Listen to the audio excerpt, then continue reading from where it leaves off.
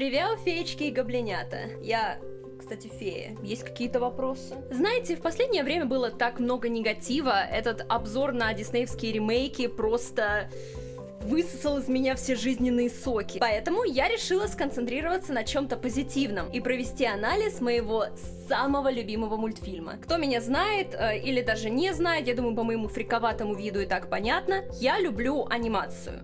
И сказки, и мюзиклы. И мне нравится много картин, но среди них я выделяю «Странные чары». Strange Magic, фильм 2015 года Джорджа Лукаса. Знаете, это такой интересный феномен, потому что этот фильм люди обычно либо очень сильно любят, либо очень сильно не любят. Другого не дано. Сам по себе этот фильм известен тем, что он провалился в прокате, у него плохие отзывы на каких-то платформах вроде Rotten Tomatoes, но мне всегда было на отзывы плевать. Сейчас объясню почему. Вот «Странные чары» как раз пример того, как иногда не стоит слушать критиков или обзорщиков. Я пыталась посмотреть некоторые обзоры на этот мультфильм, чтобы посмотреть, что о нем думают другие люди. Особенно какие-то именитые обзорщики. И знаете что? Большая часть видео — это обсуждение Джорджа Лукаса.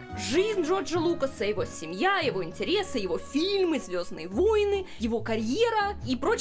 И вот где-то там в серединочке выкрабливают такие пару минут, чтобы поговорить о самом мультфильме. Я думаю, легко понять, что многие негативные отзывы идут именно из-за Джорджа Лукаса, а не из-за того, что сам фильм плохой. И мне это кажется совершенно несправедливым. А я буду Джорджа Лукаса защищать. Я считаю, что все-таки он гений и говорит хорошие вещи. И сегодня я брошу таки все свои фейские силы на то, чтобы этот мультфильм защитить. Собственно, его проблема в том, что очень мало человек о нем знают. Как таковой маркетинговой кампании, как я поняла, у него не было. Не сделали такую же рекламную кампанию какой-то пресловутой Барби.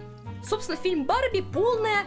Но благодаря рекламной кампании они все знают. А «Странные чары», к сожалению, затерялись где-то на обломках забытых шедевров. Сама я узнала о нем совершенно случайно. Я занималась обычным для себя делом, смотрела нарезочки с разными анимационными парочками, и тут увидела фею и какого-то гуманоида-комара. Я такая... Интересно. Я посмотрела этот мультфильм и пошло-поехало. Ну что ж, приступим к анализу. Сюжет. Сказочное королевство разделено на две территории. Цветущая долина фей, в которой проживают всякие феи, эльфы и гномы, и темный лес, который населяют насекомоподобные гуманоиды, тролли, мухоморы и прочая нечисть. Принцесса фей Марианна узнает в день свадьбы, что ее жених ей изменяет. Это мотивирует ее заняться саморазвитием и научиться сражаться с мечом. Тут на нее начинают наседать родственники со словами: «А часики-то тикают, ну прости ты Роланда, ну и пофиг, что он самовлюбленный кобель, ну жених-то завидный». Но Марианна на провокации не поддается и говорит, что будет ждать человека достойного, а не кого попало, и что вообще в любовь она больше не верит. Роланд решает не сдаваться, и начинается заварушка с любовным зельем. Болотный царь требует зелье вернуть и берет сестру Марианны в заложники. Марианна летит ее спасать, начинается битва, которая быстро перерастает во флирт, и, решая проблемы вместе, Марианна с болотником понимают, что у них на самом деле довольно много общего, и что они друг друга привлекают как в моральном, так и в физическом плане. Появляется Роланд, хочет использовать зелье на Марианну, болотный царь почти жертвует собой, чтобы спасти Марианну и ее сестру, но выживает. План Роланда проваливается, Дон начинает встречаться с гномом, Марианна начинает встречаться с болотным царем, батя в полном офиге.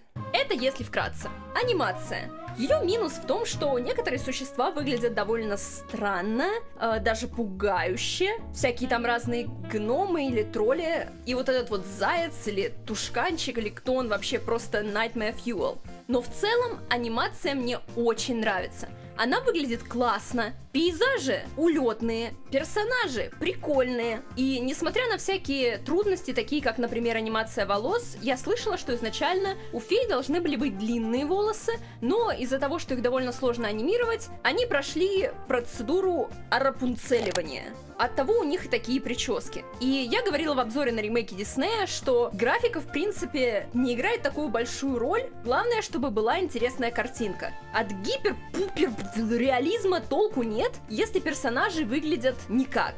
А «Странные чары» — это просто кладезь, сокровищница прикольных мем-фейсов. За персонажами интересно наблюдать, потому что их выражение лица — это что-то с чем-то, в хорошем смысле. Также есть очень много невероятно красивых деталей. Например, текстура кожи болотного царя. Или крылья. О, крылья! Посмотрите, у них там есть волосиночки на этих крылышках. И, в принципе, физика крыльев очень, на мой взгляд, правдоподобная. Я не знаю, как на самом деле летали бы феи, но это не просто вот сзади прикрепили крылья, и они вот так вот хлещут все время. Музыка. И вот тут, ух, я сейчас встану. В этом фильме уникальная находка. Обычно мы видим уникальный саундтрек, то есть песни, написанные специально для какого-то мюзикла. Здесь используются уже готовые песни. Почему?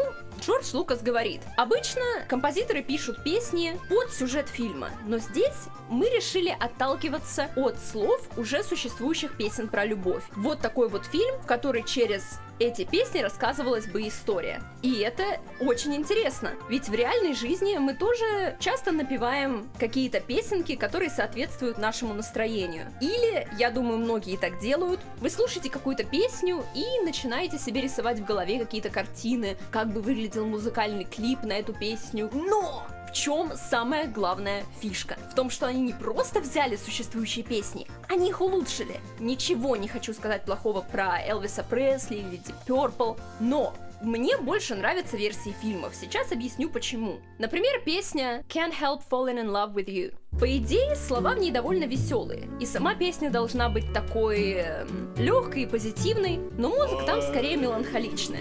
А вот в фильме эту песню сделали более мечтательной. А вот с треком I'll Never Fall in Love Again все совсем наоборот. Слова в песне весьма депрессивные, но оригинал почему-то очень задорный, в то время как в фильме в песню добавили тот самый драматизм, которого ей не хватало. Mistreated. В принципе, по тону и настроению обе версии похожи, но именно вот сама подача и эмоционал «Странных чар» мне нравится больше. Strange Magic. Опять же, сама песня довольно позитивная и романтичная, но оригинальная аранжировка какая-то горько-сладкая. А вот версия фильма, которая звучит сказочно и эпично, мне безумно нравится.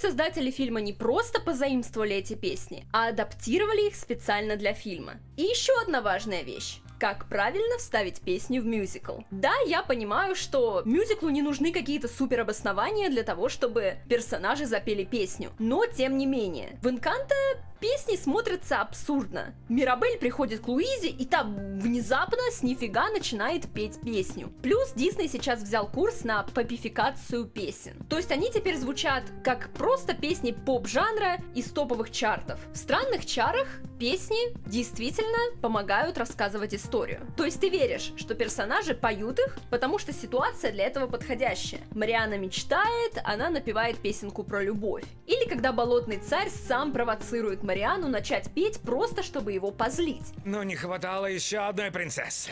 Ладно, ты хотя бы не поешь.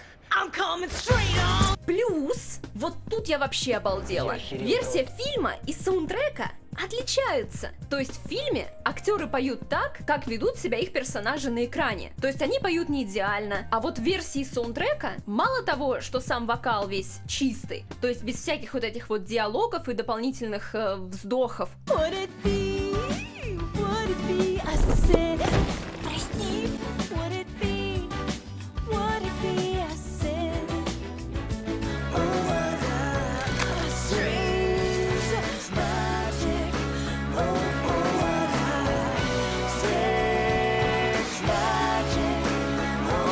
Так еще и песни длиннее. То есть вы представляете, версии саундтреков содержат новые строчки и новые проигрыши, которые, кстати, бесподобны.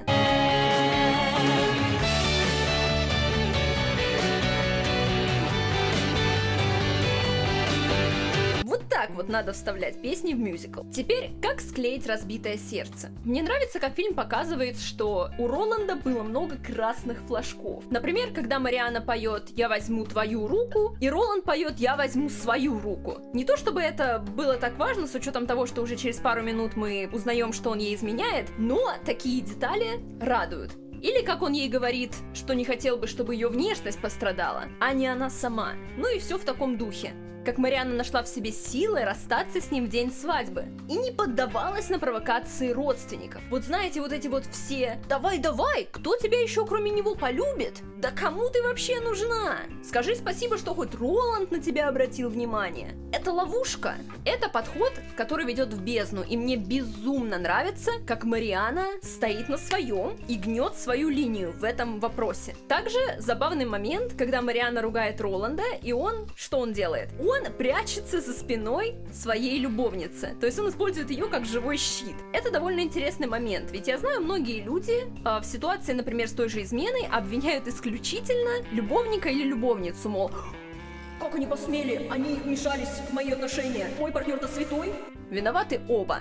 Но в первую очередь вы несете ответственность за своего партнера, а ваш партнер несет ответственность за ваши отношения. Поэтому мне нравится, как Марианна, опять же, на эту провокацию тоже не ведется, девушку в сторону откидывает и продолжает высказывать все Роланду, а не ей. И мне нравится, как в этом фильме показывается, что когда с тобой происходит такая ситуация, не надо впадать в уныние, не надо ставить крест на себе. Марианна начала работать над собой. Она выбрала путь самосовершенствования, что в конечном счете окупилось. То есть ты работаешь над собой, посвящаешь время себе, со временем пазл сам сложится. Если ты один раз потерпел неудачу, это не значит, что все пропало. И Марианна, и Болотный царь имели дело с разбитым сердцем. Они оба успели впасть в уныние, но этого делать не стоит, потому что мир большой, и рано или поздно удача вам обязательно улыбнется. Ну и, наконец, любовная история. То, ради чего мы все здесь собрались. Мне очень нравится прием enemies to lovers, потому что, когда любовь с первого взгляда... Я была удивлена, когда узнала, что Джордж Лукас также принимал участие в создании фильма «Лабиринт». Это тоже один из моих любимых фильмов. И там мы снова видим прекрасную деву и короля гоблинов.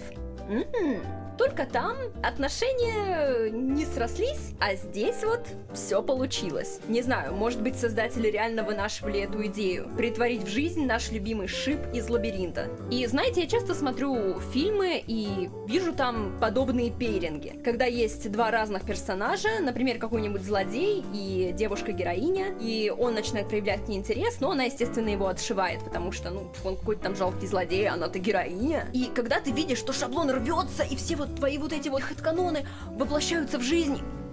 Наконец-то! Но о чем же все-таки эта любовная история? Она о поиске родственной души, твоей половинки, которая понимает тебя и которую понимаешь ты. Вы одновременно и очень похожи, и очень разные. Этого сложно добиться, особенно когда хочешь показать пару в фильме, но когда это получается, как здесь, это... невероятно. Что говорит сам Джордж Лукас? Я хотела показать разницу между чувством простой влюбленности и настоящими чувствами, настоящей любовью. Когда ты разделяешь общие интересы, общие цели, мировоззрение, ценности, юмор. Ведь это все вещи, которые продлятся всю твою жизнь. А вот внешность не вечная.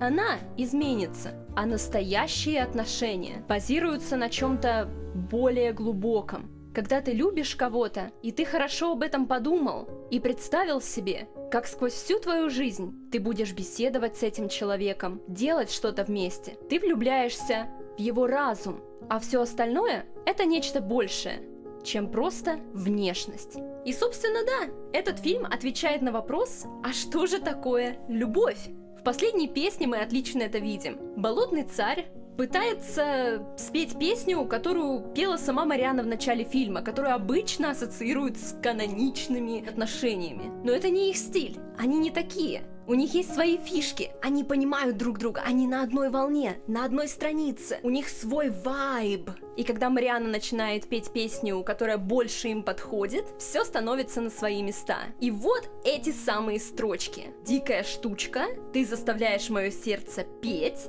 и с тобой все становится классным. В этом и есть смысл. В том, что когда ты со своим любимым, все приобретает смысл, все кажется лучше. Обычная жизнь — это просто жизнь. Жизнь с своим любимым партнером — это сказка. Это радость, это поддержка, которую вы оказываете друг другу. Это те позитивные эмоции, которые вы друг другу дарите. И вот в этом и есть весь смысл. Это отлично показывается через «Темный лес». Когда Марианна просто там летела вначале, он казался ей пугающим и странным. Но потом, во время свидания с болотником, жизнь заиграла новыми красками. Он показал ей красоту леса, и с ним все запело, все стало удивительным. Равно как и Марианна открыла для царя новые горизонты. Просто посмотрите на эти детали, как они смотрят друг на друга, как он смотрит на нее, когда она раскрывает свои крылья, ну это же просто... И поддержка. И таких моментов очень много. Посмотрите, вот Марианна подлетает к этому троллю, на заднем фоне мы не видим никого, но как только она об этого стражника споткнулась, болотник вылетел просто из ниоткуда. 1 секунда, и он уже там, он уже здесь, готов ее защитить. Или вот этот вот момент. Он встает на ее защиту, когда Роланд собирается опрыснуть ее зельем, и Марианна, она все понимает. Этот кадр, его легко пропустить, но как она на него смотрит. Многие сравнивают эту историю с «Красавицей и чудовищем», но мне это сравнение не кажется уместным. Это две разные истории. Они базируются на абсолютно разных вещах. Похожий сюжет, но там чудовище в конце меняется. И если взять, например, диснеевскую версию, Белль с самого начала пытается чудовище перевоспитать. И в конце Адам также меняется и внешне. Кстати, было бы забавно, если Белль такая сказала... Знаешь, вообще-то мне нравятся мохнатые мужики. Здесь герои остаются такими же, какие и были. Нет вот этой вот гламуризации. Марианна ценит царя таким, какой он есть. Она видит красоту в его нестандартной внешности. Хотя какая любовь, если один не хочет, чтобы другой был... Собой? Но ты же такая... необычная. Не впервые слышу. Так и чудесно. Я в смысле... ну, в общем, это... Поэтому здесь этот фильм скорее уместнее было бы сравнить с дримворксовским Шреком. А «Красавица и чудовище» — это все-таки немножко о другом. Юмор в фильме есть много юмора, много шуток, которые мне действительно понравились. Видел бы ты себя! Ой, я же показать могу!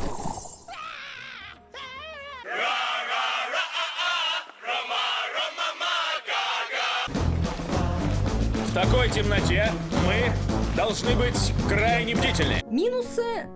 Мне не нравится вот эта вот погоня. Мне кажется, она лишняя. Она просто растягивает хронометраж. Иногда и такое случается. Ну и последнее, о чем я поговорю, это озвучка. И оригинал, и русский дубляж на высшем уровне. В оригинале в озвучке принимают участие многие талантливейшие актеры и певцы, например, Алан Каминг, который может быть известен вам по роли Фегана Флупа из трилогии «Дети шпионов», Кристин Ченовит, Эван Рэйчел Вудс. Все безумно талантливые люди, которые справились со своей задачей на 5 с плюсом. Ну и русский дубляж не отстает. Мне очень нравится, как подобраны голоса, вот голос База Лайтера, и даже их перевод, как они перевели некоторые моменты. Tough Girl, Амазонка, Different, необычная, и вот эти вот всякие дополнения вроде звуков бати в конце.